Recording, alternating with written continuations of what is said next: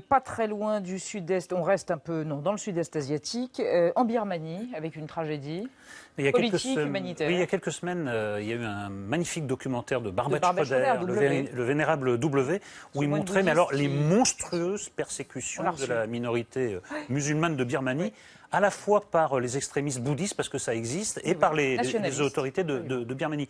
Alors, le monde s'émeut, mais très très lentement, pour une raison, malheureusement, que je crois être la bonne, c'est que quand le persécuté est de confession musulmane, les gens s'en foutent. Voilà. S'il n'est pas de confession musulmane, ça émeut davantage. Donc ça ne devrait pas être comme ça. Tous les persécutés devraient avoir la même attention. Et ce qui est le plus consternant dans l'histoire, c'est que ça ressemble beaucoup à un génocide, et que le chef d'État en Birmanie, c'est Aung San Suu Kyi, qui, elle, a subi la persécution de la paix, je crois bien.